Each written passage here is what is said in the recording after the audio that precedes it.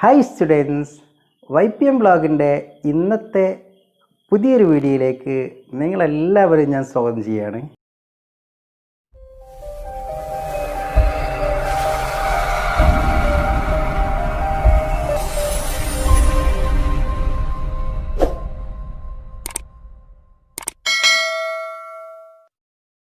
അറിയുക, മനസ്സിലാക്കുക, ദെൻ ഓർത്ത് വെച്ചാൽ ഒരിക്കലും നമ്മളെ മൈൻഡിൽ നിന്ന് അത് പോവുകയില്ല.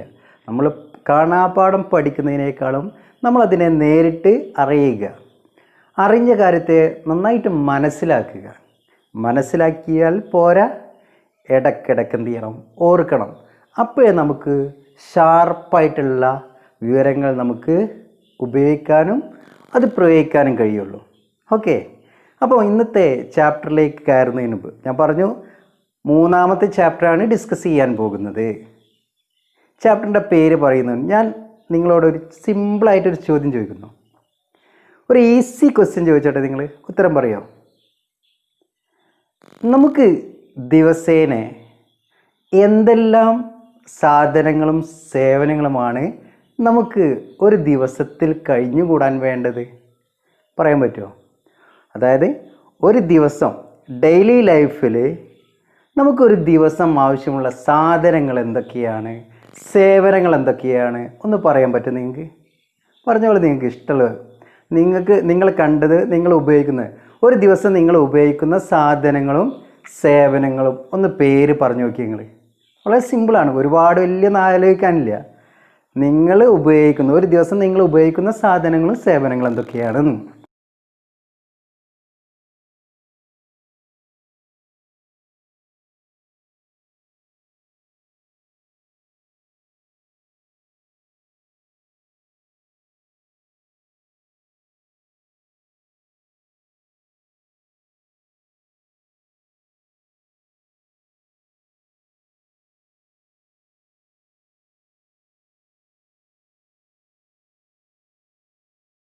Okay, what are the things and services to need per day life? Can you list the names of the goods and services? Okay, can you say that? Dress വേണം. ഓക്കെ, പിന്നെയോ ചെരുപ്പ് വേണം, ഫുഡ് വേണം, വേറെ യാത്ര ചെയ്യാൻ വാഹനം വേണം അല്ലേ? ഇങ്ങനെ നമ്മൾ എണ്ണിയാൽ നമ്മളെ കയ്യിലുള്ള വാച്ച് ഉണ്ട്, ഷർട്ട് ഉണ്ട്, പാൻ്റ് ഉണ്ട്, ഷൂ ഉണ്ട്, അങ്ങനെ നമ്മൾ ഒരുപാട് കോസ്റ്റ്യൂംസ് ഉണ്ട്. ഒരു ദിവസം നമുക്ക് എണ്ണിയാൽ തീരാത്ത സാധനങ്ങളെ നമ്മൾ ഉപയോഗിക്കുന്നുണ്ട് ഇല്ലേ? ഉണ്ട്. ഇനി അതേപോലെ തന്നെ ഒരുപാട് സേവനങ്ങളും സർവീസസ് നമ്മൾ ഉപയോഗിക്കുന്നുണ്ട്. സേവനങ്ങൾ നമുക്ക് കാണാൻ കഴിയില്ല അല്ലേ? അപ്പോൾ ഞാൻ ഇത് സ്ക്രീനിൽ നീ കാണാം, നമ്മൾ ഡെയിലി ലൈഫിൽ ദിവസം ഉപയോഗിക്കുന്ന കുറച്ച് സാധനങ്ങൾ, നിങ്ങൾ പറഞ്ഞ സാധനങ്ങൾ ഉൾപ്പെടുത്തി ലിസ്റ്റ് ഞാൻ ഇവിടെ കൊടുത്തിട്ടുണ്ട്, ചിത്രങ്ങൾ. നമ്മൾ ദിവസേന ഉപയോഗിക്കുന്ന സാധനങ്ങളും സേവനങ്ങളുടെ ലിസ്റ്റിൽ നിങ്ങൾക്ക് കാണാം. നിങ്ങൾ പറഞ്ഞതും അതിലുണ്ട്. ഓക്കെ, ഡ്രസ്സ് ഉണ്ട്, വാഹനമുണ്ട്, ഹോസ്പിറ്റൽ സൗകര്യം, ഹെൽത്ത് ഉണ്ട്, പിന്നെയോ ഡ്രസ്സ്, പിന്നെയോ ഷൂസ്, ഫുഡ് ഐറ്റം, ദെൻ വാഹനം, ഇങ്ങനെ ഒരുപാട് സാധനങ്ങൾ അവിടെ നൽകിയിട്ടുണ്ട് ഇല്ലേ? ഇതൊക്കെ ആരാണ് ഉണ്ടാക്കിയത്?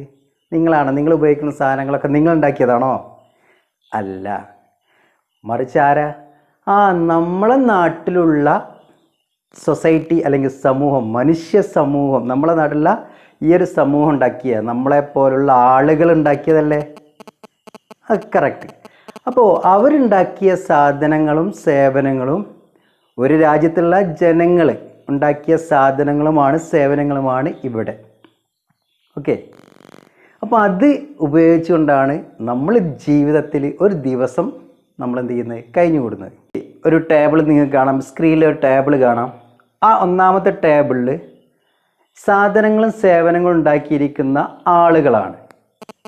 ഓക്കെ, ഗുഡ്സ് ആൻഡ് സർവീസസ് ഉണ്ടാക്കുന്ന വർക്കേഴ്സാണ് ഫസ്റ്റ് കോളത്തിൽ കൊടുത്തിരിക്കുന്നത്. സെക്കൻഡ് കോളത്തിൽ കൊടുത്തിരിക്കുന്നത് അവരുണ്ടാക്കിയിരിക്കുന്ന ഗുഡ്സ് ആൻഡ് സർവീസസ് ആണ്, സാധനങ്ങളാണ്, സേവനങ്ങൾ. അപ്പോൾ ഒന്നാമത് ഞാൻ പറയുകയാണ് ടാക്സി ഡ്രൈവർ ഒരു ജോബാണ്, ഒരു ജോലിയാണ്. അയാൾ എന്ത് സേവനമാണ് ചെയ്യുന്നത് അത് രണ്ടാമത്തെ കോളത്തിൽ എഴുതണം. എന്ത് സേവനം ചെയ്യുന്നത്? വാഹന യാത്രാ സൗകര്യം ഒരുക്കുന്നു. എന്ത് ചെയ്യുന്നു? യാത്രാ സൗകര്യം ഒരുക്കുന്നു. അയാൾ എന്താ ചെയ്യുന്നത്? Arrange the transportation. Okay, arrange the transportation അല്ലെങ്കിൽ യാത്രാ സൗകര്യം ഒരുക്കുന്നു. ഫാർമർ എന്താ ചെയ്യുന്നത്? കർഷകൻ എന്താ ചെയ്യുന്നത്?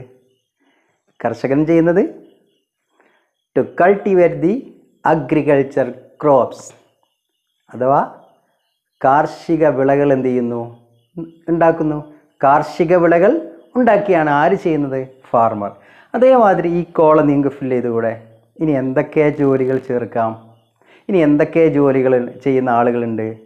ഓക്കെ, എൻജിനീയർ, ഡോക്ടർ, ടീച്ചർ, ഇങ്ങനെയുണ്ട്. അവരെന്താ ചെയ്യും? Engineer to make a building plan and sketch, അല്ലേ? ബിൽഡിങ്ങിന് നല്ല എന്തുണ്ടാക്കുന്നു? പ്ലാൻ ഉണ്ടാക്കുന്ന ജോലിയാണ് ആര് എന്ത് ചെയ്യുന്നത്? Engineer. What is the teacher? Teach the students, അല്ലേ? കുട്ടികളെ അധ്യാപനം നടത്തുന്ന, അല്ലെ, കുട്ടികളെ പഠിപ്പിക്കുന്നു. Okay. Doctor, what he does?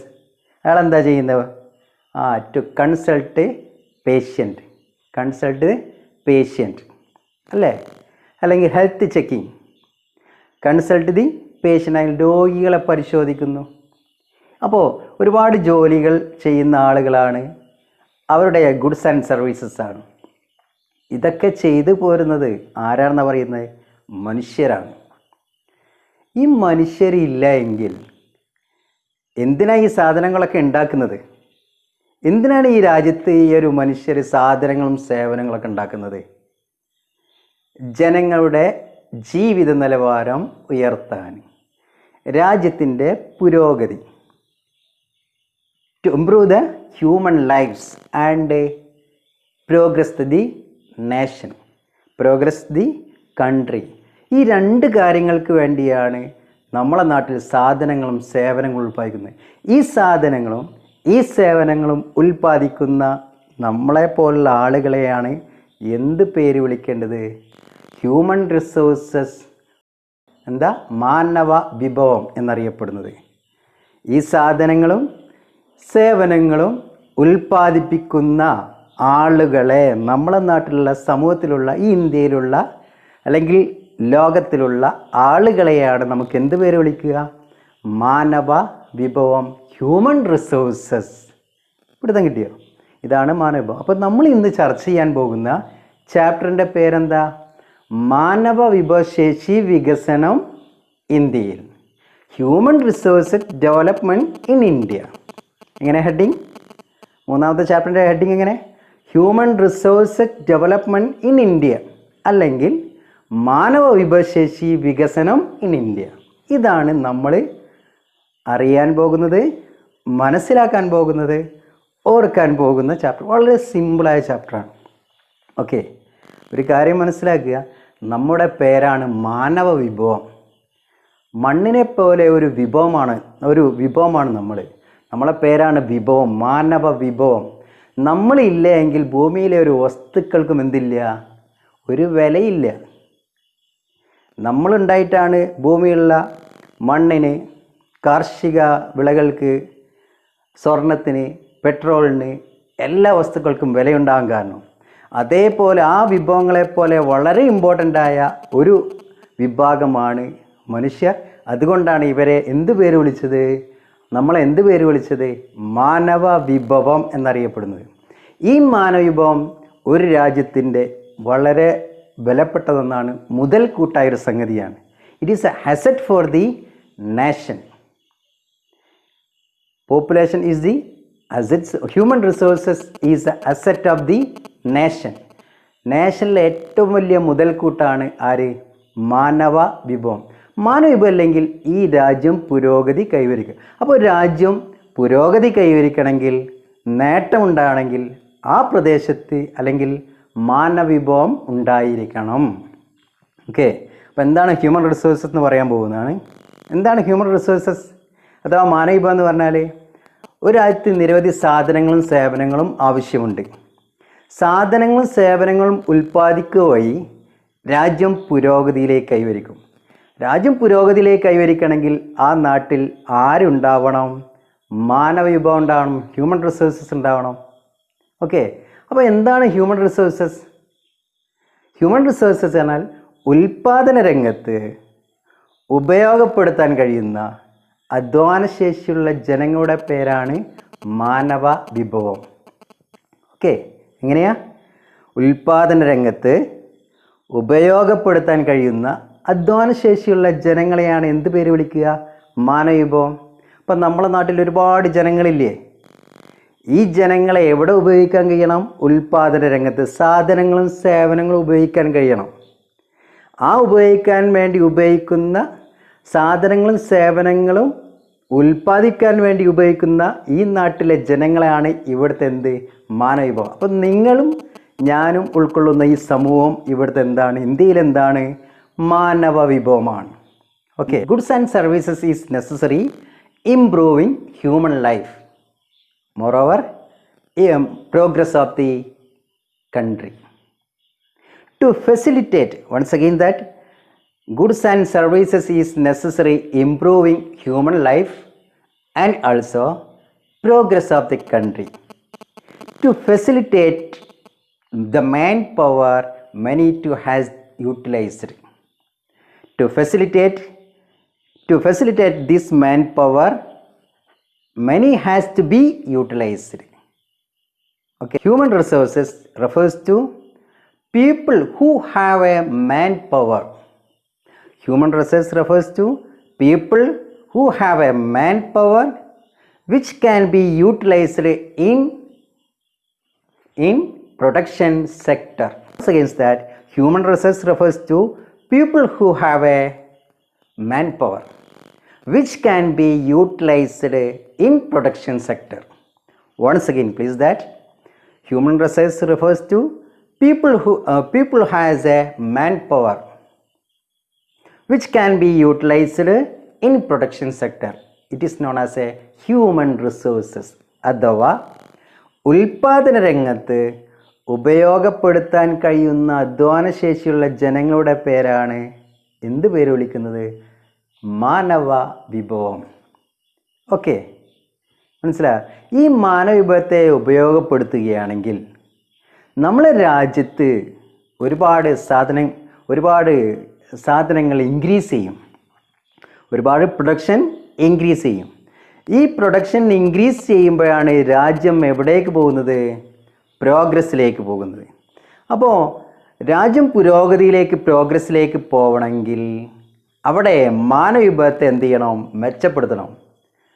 The human resource can be improved. എങ്ങനെയാണ് നമുക്ക് ഹ്യൂമൻ റിസോഴ്സിനെ ഡെവലപ്പ് ചെയ്യാൻ പറ്റുക? ഓക്കെ, അപ്പം ഞാൻ പറഞ്ഞു, നമുക്ക് ജനിച്ച സമയത്ത് നമുക്ക് ഓരോ മനുഷ്യനും വ്യത്യസ്തമായ കഴിവുണ്ട്. ഈ കഴിവുകളൊക്കെ നമ്മൾ എന്ത് ചെയ്യുന്നുണ്ട്? നമ്മളിങ്ങനെ അടക്കി പിടിച്ച് നടക്കുക. ഇത് നമുക്ക് പുറത്തേക്ക് എടുക്കണം, ഡെവലപ്പ് ചെയ്യണം. How can human resource be developed? എങ്ങനെയാണ് ഹ്യൂമൻ റിസോഴ്സിനെ ഇമ്പ്രൂവ് ചെയ്യട്ടെ? വിദ്യാഭ്യാസം, ആരോഗ്യം, പരിശീലനം. എങ്ങനെ? Education, health care and training. We can improve our mental health and physical condition. Okay, വിദ്യാഭ്യാസത്തിലൂടെയും ആരോഗ്യത്തിലൂടെയും പരിശീലനത്തിലൂടെയും മാനവവിഭവത്തിൻ്റെ കഴിവ് വളർത്തുന്നതിനെയാണ് എന്ത് പേര് വിളിക്കേണ്ടത്? മാനവ വിഭവശേഷി എന്നറിയപ്പെടുന്നത്. എന്താണ് മാനവ വിഭവശേഷി വികസനം എന്ന് പറഞ്ഞാൽ? വിദ്യാഭ്യാസം, ആരോഗ്യം, പരിശീലനം എന്നിവയിലൂടെ മാനവവിഭവത്തിൻ്റെ കഴിവ് വളർത്തുന്നതിനെയാണ് എന്ത് പേര് വിളിക്കുക? മാനവ വിഭവശേഷി വികസനം, ഹ്യൂമൻ റിസോഴ്സ് ഡെവലപ്മെൻറ്റ്. ഒന്നുകൂടി പറയട്ടെ, എൻ്റെ കൂടെ പറയോ? എന്താണ് മാനവ വിഭവശേഷി വികസനം എന്ന് പറഞ്ഞാൽ? വിദ്യാഭ്യാസം, ആരോഗ്യം, പരിശീലനം എന്നിവയിലൂടെ മാനവവിഭവത്തിൻ്റെ കഴിവിനെ വളർത്തുന്ന, മാനസികമായ കഴിവ്, ശാരീരികമായ കഴിവ് വളർത്തുന്നതിനെയാണ് എന്ത് പേര് വിളിക്കുക? മാനവ വിഭവശേഷി വികസനം എന്ന് പറയുക. അപ്പോൾ നമ്മുടെ ശാരീരികമായ കഴിവ്, നമ്മളെ ഫിസിക്കൽ കണ്ടീഷൻ, ഓക്കെ, അതുപോലെ തന്നെ മാനസികമായ ഫിറ്റ്നസ് എന്തിലൂടെയൊക്കെ നമുക്ക് വളർത്തിയെടുക്കാൻ പറ്റും? ഒന്ന്, നല്ല വിദ്യാഭ്യാസം കിട്ടിയാൽ നമുക്ക് നമ്മുടെ മാനസികമായിട്ടും ശാരീരികമായിട്ടും നമ്മളെ കഴിവ് വളർത്താം, ഇല്ലേ? നമുക്ക് വിദ്യാഭ്യാസം കിട്ടിയിട്ടാണ് നമുക്ക് എന്ത് ചെയ്യണം, നല്ല ഫുഡ്, ഹെൽത്തി ഫുഡ് കഴിക്കാൻ കാരണം, നല്ല ഹൈജീനിക്കായിട്ട് നല്ല ശുദ്ധിയോടുകൂടി നടക്കാൻ കാരണം, സാറിനോ? അപ്പം മാനസികമായിട്ട് എന്തുണ്ടാകും? ഒരു ഫിറ്റ്നസ് ഉണ്ടാവും, ശാരീരികമായിട്ട് നല്ല ഫിറ്റ്നസ് ഉണ്ടാവും. ഓക്കെ, ഏതിലൂടെ? വിദ്യാഭ്യാസം. അതേപോലെ ആരോഗ്യം. എന്തെങ്കിലും അസുഖം വരികയാണെങ്കിൽ നമ്മൾ എന്ത് ചെയ്യണം? കറക്റ്റ് ചികിത്സ കൊടുക്കുന്നതിലൂടെ നമ്മൾ ആരോഗ്യത്തെ, ഫിറ്റ്നസ് എന്ത് ചെയ്യുന്നു? കാത്തു സൂക്ഷിക്കുന്നു. അതിലൂടെ നമുക്ക് മാനസികപരമായിട്ട് കഴിവ് വളർത്തും, ശാരീരികമായ കഴിവും വളർത്തിയെടുക്കാൻ പറ്റും. ഓക്കെ. മറ്റൊന്ന് ട്രെയിനിങ്. നമ്മളെ മാനസികമായിട്ടുള്ള കഴിവിനെ വളർത്താം, ശാരീരികമായ കഴിവിനെ വളർത്താം. ഏതിലൂടെ? പരിശീലനത്തിലൂടെ. അപ്പോൾ നമുക്ക് മാനവവിഭവശേഷി വികസനം ഏതിലൂടെയൊക്കെ? 3 കാര്യങ്ങളിലൂടെ നടത്താം. വിദ്യാഭ്യാസത്തിലൂടെ, പരിശീലനത്തിലൂടെ, ദെൻ ആരോഗ്യത്തിലൂടെ. Development is the development of the man's physical and mental ability through the health care, education and training. It is known as a human resources development. ഒന്നുകൂടിയും, human resource development is the development of the man's physical and mental ability through the education, health care and training. So it is known as a resources development. Okay, പിടുത്തം കിട്ടിയോ? ജനിച്ച സമയത്ത് കിട്ടിയിരിക്കുന്ന ഒരുപാട് കഴിവുണ്ട്. ഈ കഴിവ് വളർത്തിയെടുത്തെങ്കിൽ മാത്രമേ നമ്മൾ ഏറ്റവും നല്ല മാനവികമായിട്ട് മാറുകയുള്ളൂ. ഇത് വളർത്തിയെടുക്കുന്നത് വ്യത്യസ്ത തലങ്ങളിലൂടെയാണ്. There are different levels to improve the human resource development. There are different levels to improve the human resource development. Okay, മാനവ വിഭവശേഷി വികസിപ്പിക്കാനുള്ള ഒരുപാട് തലങ്ങളുണ്ട്. ആ തലങ്ങളെ ഈ സ്ക്രീനിൽ കാണാം ഓരോന്നായിട്ട്. ഓരോന്ന് ഞാൻ പറയുന്നു. അപ്പം നമ്മുടെ കഴിവ് വളർത്തിയെടുക്കാൻ വിവിധ തലങ്ങളുണ്ട്. മാനവവിഭവത്തിൻ്റെ കഴിവുകൾ വളർത്തിയെടുക്കാൻ വിവിധ തലങ്ങളുണ്ട്. There are different levels to develop human resources. Okay. What is that? There are different levels to development human resources. മാനവവിഭവശേഷിയുടെ കഴിവുകൾ വളർത്തിയെടുക്കാൻ വിവിധ തലങ്ങളുണ്ട്. അതിൽ ഒന്നാമത്തെ പോയിന്റ് നമുക്ക് കാണാം. എന്താണ്? നമുക്കൊരു വീഡിയോ കാണാം. നോക്കാം ആ വീഡിയോ. ഇന്ന് നമ്മൾ ഉണ്ടാക്കാൻ പോകുന്നത് ഒരു പൂവാണ്. ഇങ്ങനത്തെ പൂവ്. അതിനുള്ള ആവശ്യം നിങ്ങൾക്ക് വേണമെങ്കിൽ പെൻസിൽ എടുക്കാം. ഞാൻ പെൻസിൽ, കത്രിക, പേപ്പർ, ഇത് മാത്രം മതി. ഇനി നമുക്ക് ഇങ്ങനെ ഒരു മടക്ക് മടക്കി ഒരു ഷേപ്പ് ആക്കണം. ഇങ്ങനെ ഒരു മടക്കി എല്ലാവരും ഇങ്ങനെ ഒരു മടക്കണം. അങ്ങനെ 2 മടക്ക് നിങ്ങൾക്ക് വേണ്ടി എത്ര മടക്കുക. എന്നിട്ട് ഇങ്ങനെ ആക്കുക. ഇങ്ങനെ നമ്മൾ ഇങ്ങനെ ആക്കൂലേ, ഇങ്ങനെ ഉണ്ടാക്കുക. എന്നിട്ട് ഇങ്ങനെ അതാക്കുക. ഇങ്ങോട്ട് ഈ ഭാഗം ഇങ്ങനെ ഉണ്ടാക്കുക. ഇവിടെ ഇങ്ങനെ ഈ ഭാഗം ഇങ്ങോട്ട് ഇങ്ങനെ മടക്കുക.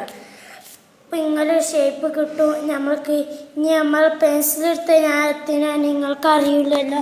പെൻസിലെടുത്ത് ഞാനൊരു ഷേപ്പ് വരാൻ വേണ്ടിയാണ് ഇതിൻ്റെ ഇവിടെ ആ പൂവിൻ്റെ മോഡലൊന്ന് ഇങ്ങനെ ഒന്ന് വരച്ചു കൊടുക്കുക. നിങ്ങൾക്ക് വേണമെങ്കിൽ ഷേപ്പൊന്ന്, ഞാൻ പൂവിൻ്റെ ഷേപ്പ് ഒന്ന് വരച്ച് കൊടുത്തു. നിങ്ങൾ നോക്കൂ. നിങ്ങൾക്ക് ഇത് കണ്ടില്ലേ, കുറച്ച് മലൻ്റെ അതിൽ ഞാൻ വരച്ചു കൊടുത്തു. ഇനി കത്രിക എടുത്ത് നമ്മൾ വെട്ടുകയാണ്. ഞാൻ വരച്ച അവിടെ നിങ്ങളൊക്കെ വെട്ടുക. നിങ്ങൾ ഉണ്ടാക്കാൻ തുടങ്ങിയിട്ടുണ്ടെങ്കിൽ വെട്ടുക. ഞാൻ വെട്ടി കഴിഞ്ഞു. നമുക്ക് ഇങ്ങനെ വെട്ടിയ പകുതി ഉണ്ടാവുമല്ലോ, അത് ഇങ്ങനെ തുറന്ന് നോക്കുക. ചിലരുടെ റെഡിയാവും, ചിലരുടെ റെഡിയാവില്ല. എൻ്റെ റെഡിയായില്ല. എൻ്റെ ഇങ്ങനെ 2 ഷേപ്പായി ഇതായി വന്നത്. അപ്പോൾ എൻ്റെ റെഡിയായില്ല. എൻ്റെ ഒരു വേറെ മോഡലാണ് വന്നത്. ഇങ്ങനത്തെ ഒരു പൂവ് ഇങ്ങനെ ആക്കണം. പലതും അങ്ങനെ ആയാലും നമുക്കൊരു കുഴപ്പമില്ല. നമുക്ക് പലത് നിന്ന് നമുക്ക് എന്താ മനസ്സിലാകുന്നത്? നമുക്ക് പല individual take effort to development their own skills. Individual take effort to development their own skills. അഥവാ വ്യക്തി സ്വപരിശ്രമത്തിലൂടെയാണ് സ്വന്തം കഴിവുകളെ വികസിപ്പിക്കുന്നത്. ആ വ്യക്തി അവരുടെ കഴിവ്, ഉള്ളിൽ കിടക്കുന്ന കഴിവ് സ്വപരിശ്രമത്തിലൂടെ, നിരന്തരമായ പ്രാക്ടീസിലൂടെയാണ് കഴിവുകൾ വളർത്തിയെടുക്കുന്നത്. അപ്പോൾ ഒന്നാമത്തെ പോയിന്റ് എന്താ? വ്യക്തികൾ സ്വപരിശ്രമത്തിലൂടെയാണ് തങ്ങളുടെ കഴിവുകൾ എന്ത് ചെയ്യുന്നത്? വളർത്തിയെടുക്കുന്നത്. നിങ്ങളും അങ്ങനെ തന്നെയാണ്. നിങ്ങൾ ഒരുപാട് കഴിവ് ജന്മനാ കിട്ടിയിരിക്കുന്ന കഴിവുണ്ട്. ചെറിയ കുട്ടിയായിരിക്കുന്ന സമയത്ത് പാട്ട് പാടാൻ നമ്മൾ ശ്രമിക്കും. ആരും നമ്മൾ സ്കൂളിലോ അല്ലെങ്കിൽ എവിടെയെങ്കിലും മ്യൂസിക് സെൻറ്ററിൽ പോയിട്ടല്ല. ഓടാൻ നമ്മൾക്കറിയാം, ചാടാൻ അറിയാം. പിന്നെ പതുക്കെ പതുക്കെ നമ്മൾ എന്ത് ചെയ്യുന്നു? ഓരോന്നും എഴുതാനും പഠിക്കുന്നത് എങ്ങനെ? ആദ്യം നമ്മളൊന്നും എഴുതാൻ അറിയില്ല. പിന്നെ നമ്മൾ എന്ത് ചെയ്തു? സ്വന്തം പരിശ്രമത്തിലൂടെ എഴുതി നല്ല ഹാൻഡ് റൈറ്റിംഗ് ആയി. ആദ്യം ചെറിയ ചെറിയ വരികൾ പാടി നല്ല നിരന്തരമായിട്ട് നമ്മൾ വീട്ടിൽ നിന്ന് റൂമിൽ നിന്ന് ഇരുന്ന് നല്ല പാട്ടുകാരനായി, നല്ല പ്രാസംഗികനായി. സ്വന്തം പരിശ്രമത്തിലൂടെ നമ്മുടെ കഴിവിനെ നമുക്ക് എന്ത് ചെയ്യാം? വളർത്തിയെടുക്കാൻ. അതാണ് നിങ്ങളിലൊക്കെ ഉണ്ടായത്. നിങ്ങൾക്ക് ഒരുപാട് ടാലൻ്റ് ഉണ്ട്, ഒരുപാട് സ്കില്ലുണ്ട്. ഈ സ്കില്ലൊക്കെ നിങ്ങൾ വളർത്തിയെടുക്കുന്നത് നിങ്ങളെ സ്വന്തം പരിശ്രമത്തിലൂടെയാണ്. ഓക്കെ, അപ്പോൾ മാനവികത്തിന് കഴിവുകളെ വികസിപ്പിച്ചെടുക്കാം. ഒന്ന് ഏതിലൂടെയാ? സ്വന്തം പരിശ്രമത്തിലൂടെ നമ്മുടെ കഴിവിനെ വളർത്തിയെടുക്കാം. To take individual effort to development their own skills. Second point, കുടുംബം വ്യക്തിയുടെ കഴിവുകൾ വർദ്ധിപ്പിക്കാൻ ആവശ്യമായ സാഹചര്യം ഒരുക്കി തരുന്നു. നമ്മുടെ കുടുംബം വ്യക്തിയുടെ കഴിവുകൾ വളർത്തിയെടുക്കാനുള്ള എന്ത് ഒരുക്കി തരുന്നു? സാഹചര്യം ഒരുക്കി തരുന്നു. ഇല്ലേ? നിങ്ങൾക്ക് ഇപ്പോൾ സ്കൂളിലേക്ക് പോകാൻ ആവശ്യമായ മുഴുവൻ സൗകര്യങ്ങളും ഒരുക്കി തരുന്നു. ഇനി നിങ്ങൾ എന്തെങ്കിലും പാട്ട് പാടാൻ പഠിക്കാൻ പോകുന്ന ഒരു ആളാണ് വിചാരിക്കുക. അതിനുള്ള മുഴുവൻ സാഹചര്യം നിങ്ങളെ വീട്ടിൽ നിന്ന് നിങ്ങളെ പാരൻസ് ഒരുക്കി തരുന്നു. ഉണ്ടോ ഇല്ലയോ? ഉണ്ട്. നിങ്ങൾ നല്ലൊരു ഫുട്ബോൾ കളിക്കുന്ന ആളാവണം എന്ന് വിചാരിക്കുക. അതിനു വേണ്ടിയുള്ള സൗകര്യം നിങ്ങൾക്ക് എന്ത് ചെയ്യുന്നു? ഒരുക്കി തരുന്നു. നമുക്കൊരു വീഡിയോ കാണാം. ഓക്കെ, ആ വീഡിയോയിൽ എന്ത് ചെയ്യുന്നു? ഈ കുടുംബം ആ വ്യക്തിയുടെ കഴിവ് വളർത്തിയെടുക്കാൻ ആവശ്യമായ സാഹചര്യം ഒരുക്കി കൊടുക്കുന്നു. നമ്മൾ ഇങ്ങനെയൊക്കെ വളർന്നു വന്നത് നമ്മളെ ഫാമിലി നമ്മളെ എല്ലാ തരത്തിലും സപ്പോർട്ട് ചെയ്തിട്ടാണ്. നമുക്ക് കളിക്കാനും പഠിക്കാനും ആവശ്യമായ എല്ലാ സാധനങ്ങൾക്കും നമ്മളെ ഫാമിലി നമ്മളെന്ത് ചെയ്യുന്നുണ്ട്? സപ്പോർട്ട് ചെയ്തുകൊണ്ടാണ് നമ്മളെ കഴിവ് വളർത്തിയെടുക്കുന്നത്. നമ്മളെന്ത് ചെയ്യുന്നത്? നല്ല ടാലൻറ്റഡായ, നല്ല സ്കില്ലായ ആളുകളായി മാറിയത്. Family creates environment to improve the individual potential ability. Once again that family creates environment to improve the potential ability of the person or individual. Okay, അപ്പോൾ കുടുംബം നമ്മുടെ കഴിവ് വളർത്തിയെടുക്കാൻ ആവശ്യമായ സാഹചര്യം ഒരുക്കി തരുന്നു. What is the third point? The institution and agency provide the many facility to improve our skill. സ്ഥാപനങ്ങളും ഏജൻസികളും നമ്മുടെ കഴിവ് വളർത്തിയെടുക്കാൻ ആവശ്യമായ എന്ത് സൗകര്യങ്ങൾ ഒരുക്കി തരുന്നു? ഒന്നുകൂടിയും മൂന്നാമത്തെ തലം പറയുന്നു. സ്ഥാപനങ്ങളും ഏജൻസികളും, ഇൻസ്റ്റിറ്റ്യൂട്ട് ആൻഡ് ഏജൻസീസ് നമ്മുടെ കഴിവ് വളർത്തിയെടുക്കാൻ ആവശ്യമായ സൗകര്യങ്ങൾ ഒരുക്കി തരുന്നു.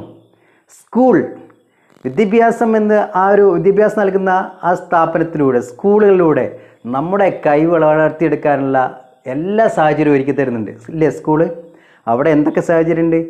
നമുക്ക് ഒന്ന് പഠനം നടക്കുന്നുണ്ട്. ആ പഠനത്തിലൂടെ നമ്മൾ എന്ത് ചെയ്യുന്നു? കഴിവ് വളർത്തിയെടുക്കുകയാണ്. അവിടെ സ്പോർട്സ് നടക്കുന്നുണ്ട്. അപ്പോഴും നമ്മളെ കഴിവ് വളർത്തിയെടുക്കുക സ്പോർട്സിലൂടെ. സ്കൂളിലെ സ്പോർട്സ് ഒരു മത്സരം മാത്രമല്ല, ആ സ്പോർട്സിലൂടെ നമ്മുടെ ഉള്ളിലുള്ള പൊട്ടൻഷ്യൽ വളർത്തിയെടുക്കാനുള്ള സ്ഥാപനമാണ് സ്കൂൾ. ഓക്കെ, അങ്ങനെ ഫെസ്റ്റിവൽ, കലോത്സവം, നമ്മുടെ ഉള്ളിലുള്ള മറ്റൊരു കഴിവ് വളർത്തിയെടുക്കാനാണ് കലോത്സവം നടത്തുന്നത്. അതേപോലെ ഒരുപാട് ഏജൻസികളുണ്ട്. ഓക്കെ, ഇത്തരം ഏജൻസികളും ഇത്തരം സ്ഥാപനങ്ങളും വ്യക്തിയുടെ കഴിവുകൾ എന്ത് ചെയ്യുന്നുണ്ട്, വളർത്തിയെടുക്കാനുള്ള തലമാണ്. ഓക്കെ, ദെൻ ലാസ്റ്റ് പോയിന്റ്, രാഷ്ട്രം നമ്മുടെ കഴിവുകൾ വളർത്തിയെടുക്കാൻ ആവശ്യമായ സൗകര്യങ്ങൾ ഒരുക്കി തരുന്നു. എന്ത് ചെയ്യുന്നു? രാഷ്ട്രം നമ്മുടെ കഴിവുകൾ വളർത്തിയെടുക്കാൻ ആവശ്യമായ സാഹചര്യം ഒരുക്കി തരുന്നു. Capacity. Nation provides necessary facility to development individual or people's ability. Okay, രാഷ്ട്രം നമുക്ക് നമ്മുടെ കഴിവ് വളർത്തിയാൻ ആവശ്യമായ എല്ലാ സാഹചര്യവും, അത് ക്ഷേമ പ്രവർത്തനത്തിലൂടെ. അതിനൊരു എക്സാമ്പിളാണ് SSA എന്നറിയപ്പെടുന്ന വിദ്യാഭ്യാസ പദ്ധതി. അതിലൂടെ നമുക്ക് ഒരുപാട് സൗകര്യങ്ങൾ നൽകുന്നുണ്ട് SSA എന്ന ഒരു പദ്ധതിയിലൂടെ. അതേപോലെ തന്നെ ICDS എന്നറിയപ്പെടുന്ന സ്ഥാപനം വഴി ഓക്കെ, കുട്ടികൾക്കും സ്ത്രീകൾക്കും ഒക്കെ ആവശ്യമായ എല്ലാവിധ തരത്തിലുള്ള ഭക്ഷണമായാലും ശരി, ഇനി മറ്റുള്ള ആരോഗ്യമായാലും ശരി, അതിലൂടെ നൽകുന്നുണ്ട് ICDS സ്ഥാപനത്തിലൂടെ. ഓക്കെ, ഇങ്ങനെ ഒരുപാട് ക്ഷേമ പ്രവർത്തനങ്ങളും പദ്ധതിയിലൂടെയും രാഷ്ട്രം തന്നെ നമുക്ക് എന്ത് ചെയ്യുന്നുണ്ട്, വലിയൊരു സൗകര്യം ഒരുക്കി തരുന്നുണ്ട്. ഈ പറഞ്ഞ തരത്തിലൂടെയാണ് നമ്മൾ നമ്മുടെ കഴിവിനെ അല്ലെങ്കിൽ മാനവവിഭവത്തിൻ്റെ കഴിവിനെ വളർത്തിയെടുക്കുക. അപ്പോൾ ഏതൊക്കെയാണ് മാനവവിഭവത്തിൻ്റെ കഴിവുകൾ വളർത്തിയെടുക്കാനുള്ള വിവിധ തലങ്ങൾ? What are the different levels to improve human resource development? First one, വ്യക്തികൾ സ്വന്തം പരിശ്രമത്തിലൂടെ കഴിവുകളെ വളർത്തിയെടുക്കുന്നു. എങ്ങനെയാ? വ്യക്തികൾ സ്വന്തം പരിശ്രമത്തിലൂടെ കഴിവുകൾ വളർത്തിയെടുക്കുന്നു. ഒന്ന് പറഞ്ഞേ. വ്യക്തികൾ സ്വന്തം പരിശ്രമത്തിലൂടെ കഴിവുകൾ വളർത്തിയെടുക്കുന്നു. രണ്ടോ, കുടുംബം നമ്മുടെ കഴിവുകൾ വളർത്തിയെടുക്കാൻ ആവശ്യമായ സൗകര്യങ്ങൾ ഒരുക്കുന്നു, സാഹചര്യം ഒരുക്കി തരുന്നു. എങ്ങനെയാ? കുടുംബം നമ്മുടെ കഴിവുകൾ വളർത്താൻ ആവശ്യമായ സൗകര്യങ്ങളും സാഹചര്യങ്ങളും ഒരുക്കി തരുന്നു. മൂന്നോ, സ്ഥാപനങ്ങളും ഏജൻസികളും. പറഞ്ഞേ. സ്ഥാപനങ്ങളും ഏജൻസികളും നമ്മുടെ കഴിവുകൾ വളർത്തിയെടുക്കാൻ ആവശ്യമായ സൗകര്യങ്ങൾ ഒരുക്കി തരുന്നു. നാലാമത്തെ പോയിന്റോ, രാഷ്ട്രം വ്യക്തിയുടെ കഴിവിനെ വളർത്തിയെടുക്കാൻ ആവശ്യമായ സൗകര്യങ്ങൾ ഒരുക്കുന്നത്. ഈ ഒരു തലങ്ങളിലൂടെയാണ് ഓരോ വ്യക്തിയുടെയും കഴിവ്, മാനവത്തിൻ്റെ കഴിവ് വളർത്തിയെടുക്കുന്നത്. ഓക്കെ, ഇനി അടുത്തൊരു ടോപ്പിക്കാണ് human resources, futures of the human resources. സ്ക്രീനിൽ കാണാം, futures of the human resources. Human resources has a 2 features. മാനവവിഭവത്തിന് 2 സവിശേഷതകളുണ്ട്. അഥവാ ഈ ഇന്ത്യ രാജ്യത്ത് കിടക്കുന്ന അല്ലെങ്കിൽ നമ്മുടെ നാട്ടിലുള്ള ഈ ജനങ്ങൾക്ക്, നമ്മുടെ പേരാണല്ലോ മാനവവിഭവം, ഈ മാനവവിഭവത്തിനെ പഠന വിധേയമാക്കിയപ്പോൾ, ഈ മാനവവിഭവത്തെക്കുറിച്ച് പഠന വിധേയമാക്കിയ 2 സവിശേഷതകളാണുള്ളത്. ഇവിടെ ശ്രദ്ധിക്കുക. ഈ മാനവവിഭവത്തെ പഠന വിധേയമാക്കുമ്പോൾ, മാനവവിഭവത്തെക്കുറിച്ച് പഠന വിധേയമാക്കിയപ്പോൾ, നിരന്തരമായ പഠന വിധേയമാക്കിയപ്പോൾ ഈ മാനവവിഭവത്തിന് 2 പ്രത്യേകതകളാണ് കാണാൻ പറ്റിയത്. ഒന്ന്, the human resources as A 2 features. First one, quantitative അഥവാ ഗണപരമായ സവിശേഷത. സെക്കൻഡ് വൺ, ക്വാളിറ്റേറ്റീവ് അഥവാ ഗുണപരമായ സവിശേഷത.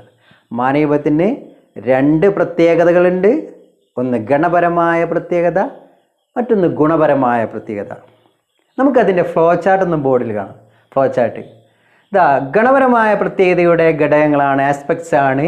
ഒന്ന്, ജനസംഖ്യ വലിപ്പം.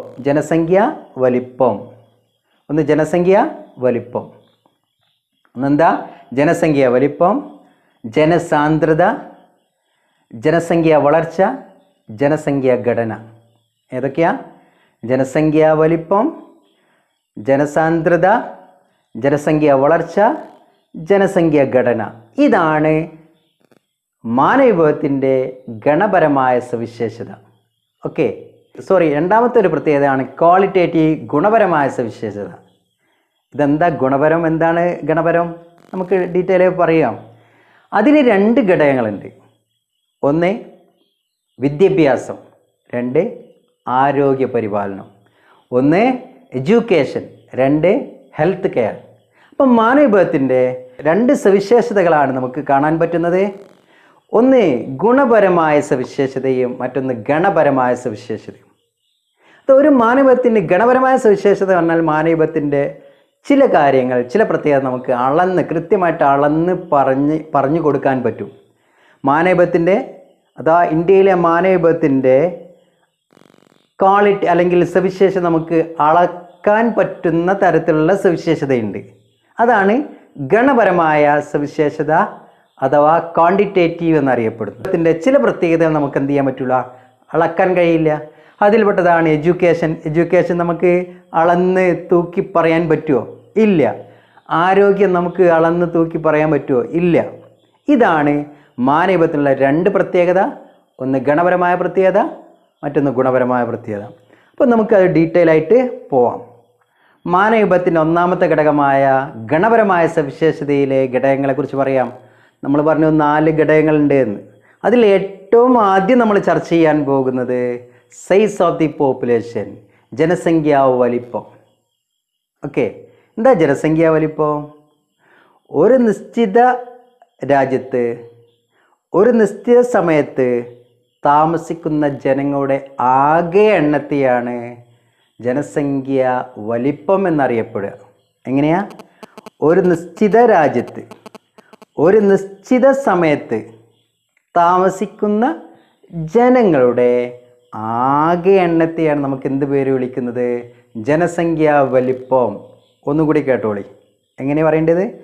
ഒരു നിശ്ചിത രാജ്യത്ത് ഒരു നിശ്ചിത സമയത്ത് താമസിക്കുന്ന ജനങ്ങളുടെ മൊത്തം എണ്ണത്തിൻ്റെ പേരാണ് ജനസംഖ്യാ വലിപ്പം. The size of the population refers that the total number of the people residing in a country in a particular time. So it is known as a size of the population. Okay. ഈ ജനസംഖ്യയുടെ ഘടനയും വളർച്ചയും അതിനെക്കുറിച്ച് വിശദമായിട്ട് പഠിക്കുന്ന ശാസ്ത്രശാഖയുടെ പേരാണ് ജനസംഖ്യാശാസ്ത്രം, demography എന്നറിയപ്പെടുന്നത്. ജനസംഖ്യയെക്കുറിച്ച് വിശദമായി പഠിക്കുന്നതിനെയാണ് നമുക്ക് എന്ത് പേര് വിളിക്കുക? ജനസംഖ്യാശാസ്ത്രം അല്ലെങ്കിൽ ഡെമോഗ്രാഫി എന്നറിയപ്പെടുന്നത്. ഓക്കെ, അപ്പോൾ the branches of the social science analysis change of the total number and structure of the population and it's aspects, it is known as A demography. Once again is that branches of the social science analysis changes of the size, population and structure of the population and its aspects, it is known as a demography.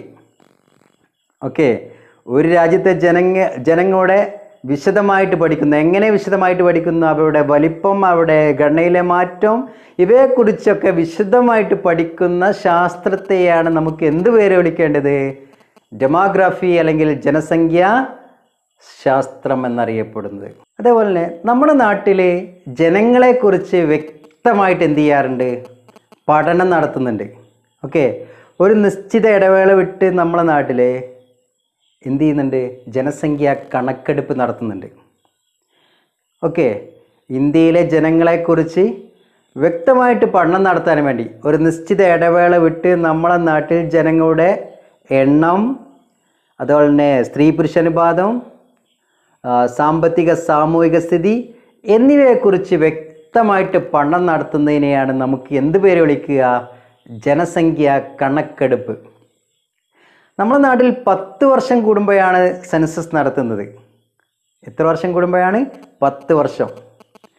1872 ഇന്ത്യയിൽ ആദ്യമായിട്ട് census നടത്തിയത്.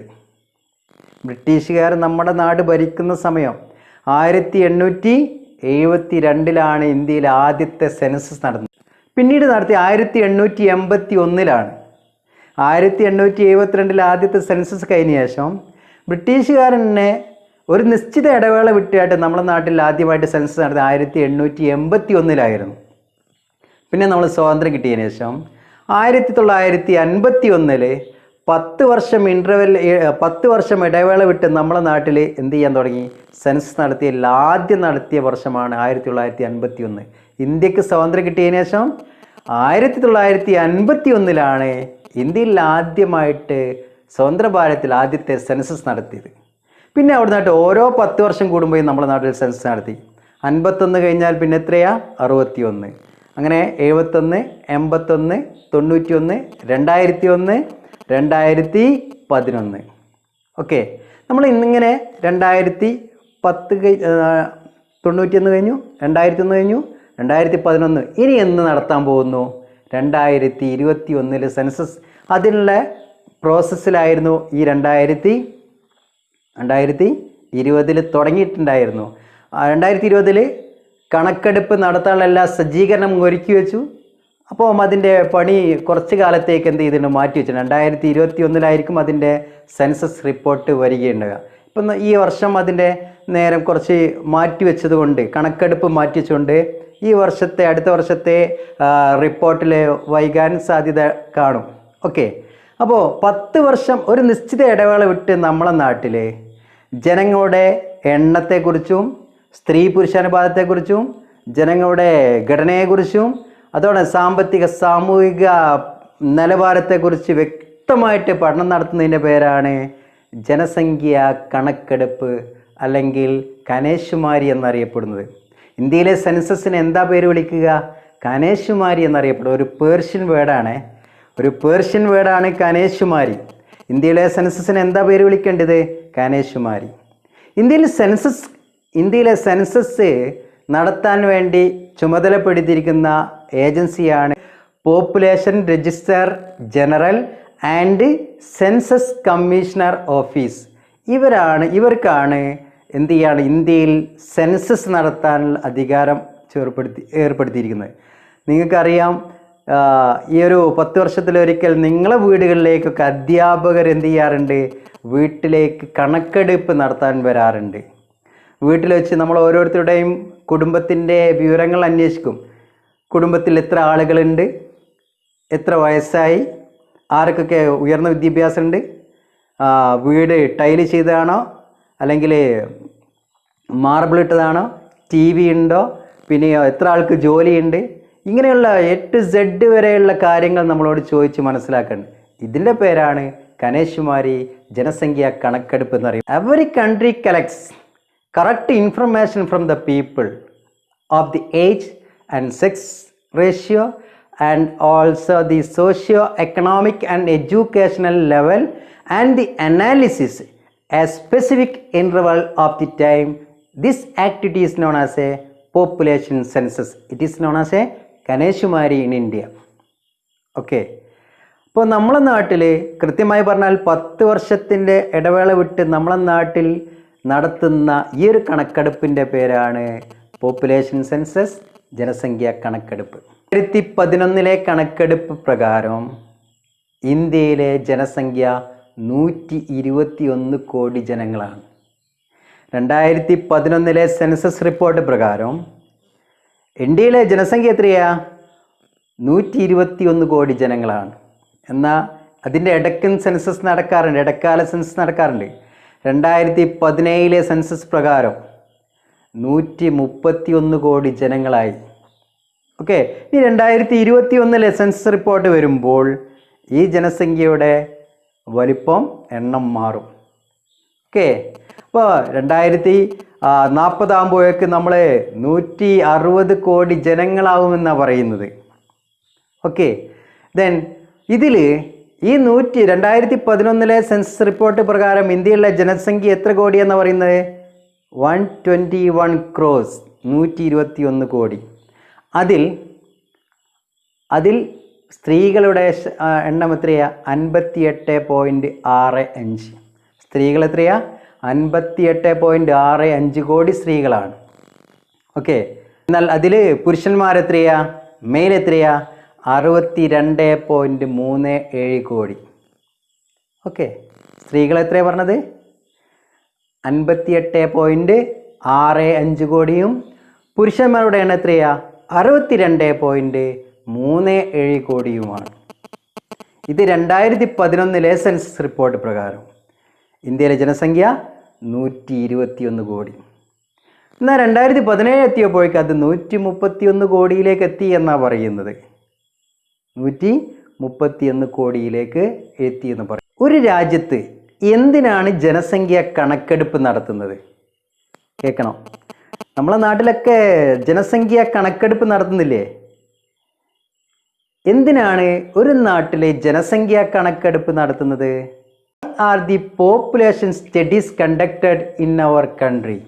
Once again, why are population studies conducted in our country? എന്തിനാണ് ഒരു രാജ്യത്ത് ജനങ്ങളെക്കുറിച്ച് പഠനവിധേയമാക്കുന്നത്? എപ്പോഴും ചിന്തിച്ചിട്ടുണ്ടോ?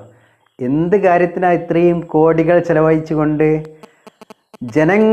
ജനങ്ങളെക്കുറിച്ച് വിശദമായിട്ട് പഠനം നടത്തുന്നത്? ഒരുപാട് കാര്യമുണ്ട്. ഈ മാനവികതയെക്കുറിച്ച് കൃത്യമായിട്ട് ഒരു വിവരം കിട്ടിയെങ്കിൽ മാത്രമേ ഈ രാജ്യത്തെ പുരോഗതിയിലേക്ക് കൊണ്ടുപോകാൻ പറ്റുള്ളൂ, ജനങ്ങളുടെ ജീവിത നിലവാരം ഉയർത്തിയെടുക്കാൻ കഴിയുള്ളൂ. ഓക്കെ, ജനസംഖ്യയെക്കുറിച്ച് പഠനം നടത്തുന്നത് ഒന്ന് പറയുന്നു, ജനങ്ങളുടെ വിവിധ ആവശ്യങ്ങൾ അറിയാൻ, പ്രവർത്തനങ്ങൾ ആസൂത്രണം ചെയ്യാൻ. എങ്ങനെ പറയേണ്ടത്?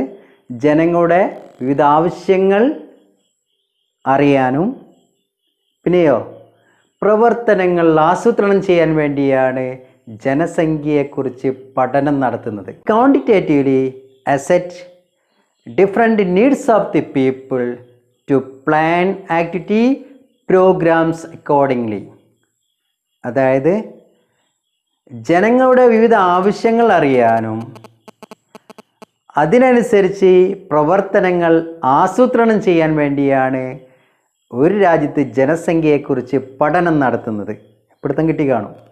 ഓക്കെ, രണ്ടാമത്തെ കാര്യം, ഒരു രാജ്യത്തിൻ്റെ മാനവ വിഭവശേഷിയുടെ ലഭ്യത തിരിച്ചറിയാൻ വേണ്ടിയാണ്, തിട്ടപ്പെടുത്താൻ വേണ്ടിയാണ് അവിടെ എന്ത് നടത്തുന്നത്? ജനസംഖ്യ കണക്കെടുപ്പ് നടത്തുന്നത്. പിടുത്തം കിട്ടിയോ? ഒന്ന് എൻ്റെ കൂടെ പറഞ്ഞു നോക്കൂ. ഒരു രാജ്യത്തിൻ്റെ ജനസംഖ്യയെക്കുറിച്ച് പഠനം നടത്തുന്നത് എങ്ങനെയാ? ഒരു രാജ്യത്തെ മാനവ വിഭവശേഷിയുടെ ലഭ്യത തിട്ടപ്പെടുത്താൻ വേണ്ടിയാണ് ആ രാജ്യത്തെ ജനസംഖ്യയെക്കുറിച്ച് പഠനം നടത്തുന്നതിൻ്റെ രണ്ടാമത്തെ കാരണം ബോർഡിലുണ്ട്.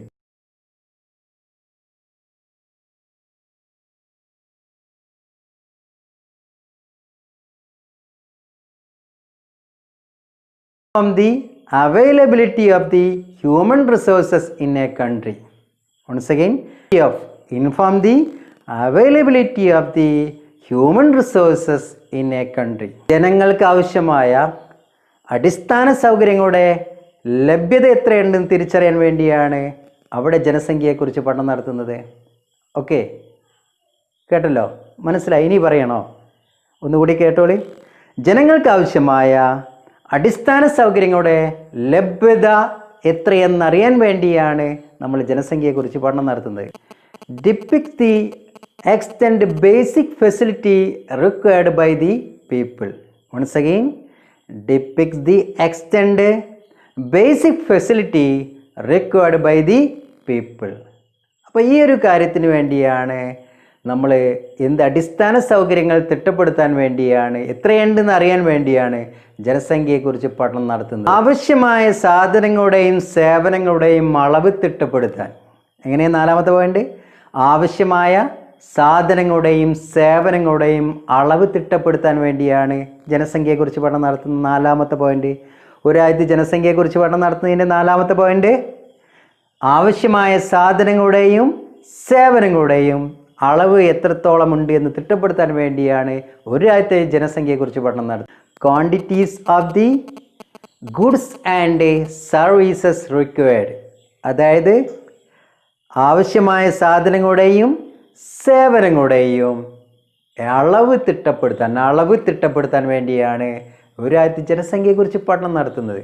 സിമ്പിളായ കാര്യമാണ്. To determine socio economic development policies, that is the point.